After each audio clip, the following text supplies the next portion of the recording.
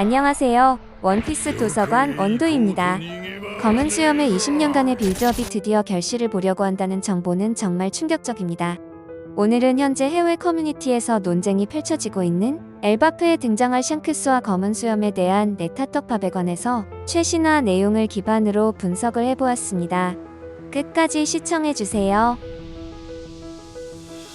일단 우리가 가장 먼저 따져봐야 할 내용이죠. 바로 샹크스가 엘바프에 등장할 명분에 대해서 봐야 한다는 것입니다. 일단 샹크스가 엘바프에 등장해야 할 명분에 대해서는 여러 가지로 분석할 수 있는데요. 샹크스와 엘바프의 거인족과 인연을 주목해야 하는데요. 엘바프는 원피스 세계에서 가장 강력한 거인족이 사는 곳으로 샹크스는 그들과 동맹을 맺고 있는 것으로 알려져 있습니다. 일단 동맹 관계라는 것이죠. 동맹의 관계는 한쪽 진영이 위험에 빠져 있을 때 언제든 도와줄 수 있다는 것이고, 그것이 엘바프와 샹크스라는 것입니다. 그냥 관계도 없는 모르는 곳에 등장하는 것이 아니라는 것이죠. 쉽게 말하면 엘바프에서 일어나는 사건들은 샹크스의 중재를 받아야 한다는 의미가 될 수도 있다는 것입니다. 게다가 최근에 공개된 내용에서 엘바프에는 오하라의 버스트콜 때 빼돌린 역사적으로 굉장히 중요한 서적들이 있기 때문에 이것들의 가치를 아는 샹크스의 입장에서 검은 수염이나 다른 해적들 그리고 세계 정부에게서 지키고 있는 강력한 문지기의 포지션을 가지고 있다는 것이죠. 그리고 샹크스는 자신이 동맹으로 있는 엘바프의 루피와의 관계를 다시 한번 확인하고 사왕으로 등극한 루피와의 조우를 원하고 있을 확률이 매우 높다는 것입니다. 이것은 루피가 5왕으로 이름을 알릴 때부터 예견된 일이죠. 하지만 이 부분은 이미 샹크스가 엘바프를 출항을 했다면 루피와의 만남을 위해서 억지로 엘바프로 돌아온다는 그림이 조금은 이상하다는 것은 충분히 생각해 볼 수 있습니다. 그리고 지금부터 말씀드릴 내용이 앞으로 남은 원피스 대결 구도에서 가장 뜨거운 구도죠. 그리고 검은 수염이 얼마나 치밀하고 영악한 해적인지 집중해 주시길 바랍니다. 검은 수염은 엘바프에 등장할 수밖에 없는데요. 검은 수염의 목표는 로드 포네그리프와 원피스입니다. 그렇기 때문에 오다는 검은 수염을 20년 전부터 샹크스와 루피로 엮어버렸죠. 그리고 지금까지도 이렇다 할 전적이나 승패를 확정짓지 않았죠. 검은 수염이 엘바프에 등장할 이유도 여러 이유와 네타들이 쏟아지고 있는데요. 위에서도 말씀드렸지만 엘바프에는 오하라의 중요한 기록들이 적혀있는 서적들이 숨겨져 있다는 점입니다. 그리고 엘바프에는 중요한 포네그리프가 숨겨져 있다고 전해지고 있고, 결국 검은 수염 역시 과거 오하라에서 공백 200년에 가장 접근했던 기록들이 필요하다는 것입니다. 게다가 검은 수염은 로드 포네그리프 사본들을 거의 다 모았죠. 어떻게 보면 검은 수염에게는 당연한 수순이었다는 것입니다. 그리고 검은 수염은 아직도 거대한 세력에 목이 말라있는 상태죠. 간부들 한 명 한 명의 강함은 출중하나 아직 최종장의 전투를 펼치기에는 세력의 규모가 너무 적고, 그렇기 때문에 검은 수염은 항상 중요한 에피소드마다 게릴라전 위주로 자신의 목표를 쟁취해왔습니다. 정산전쟁 때도 그렇고 임펠다운 침투 때도 그렇고, 잘 생각해보시면 검은 수염이 세력을 정면으로 밀어넣으면서 싸움을 진행한 역사가 없습니다.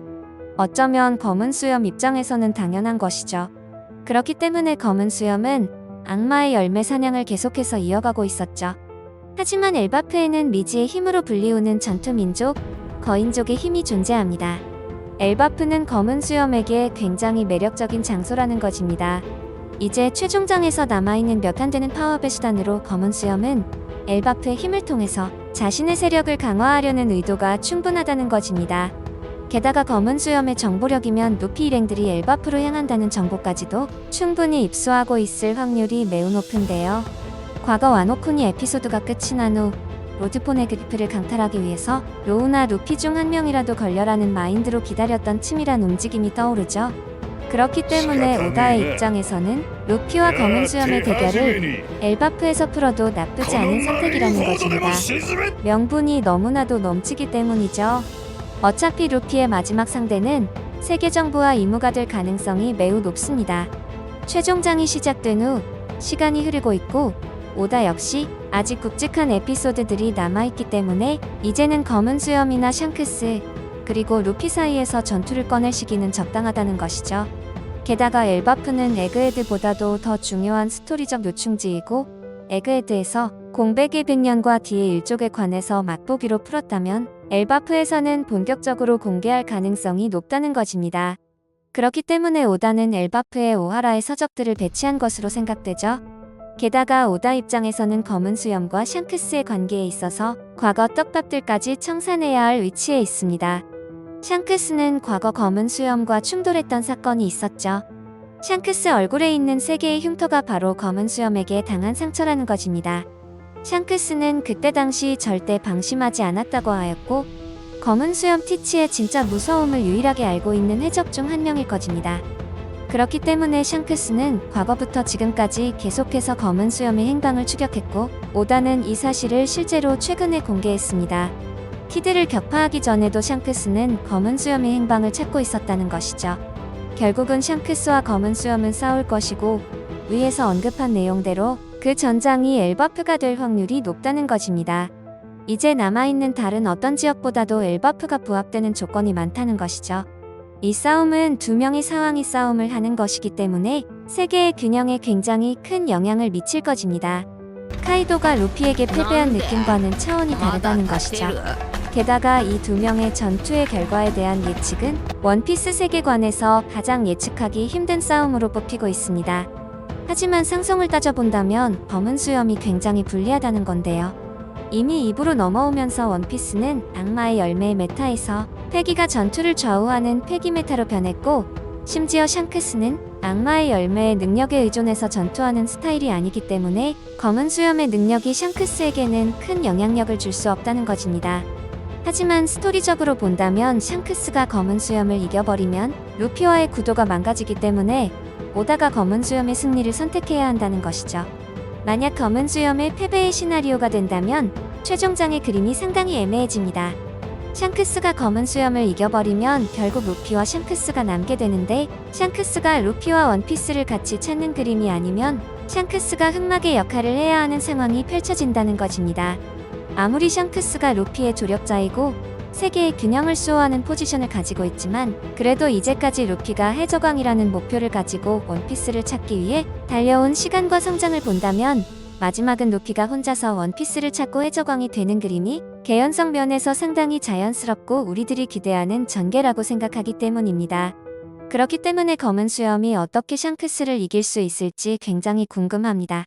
설마 오다의 머릿속에는 샹크스와 루피가 함께 손잡고 이물을 물리치고 함께 라프텔에 도착하여 루피가 해적왕이 되는 것을 샹크스가 끝까지 서포트하는 그림은 아니겠죠?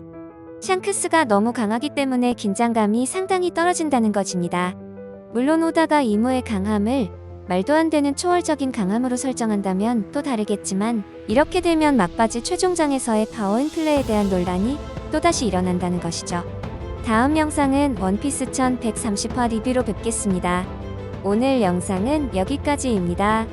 재미있게 보셨거나 재미없게 보셨다면 구독, 좋아요, 알림 설정까지 사랑한다고요.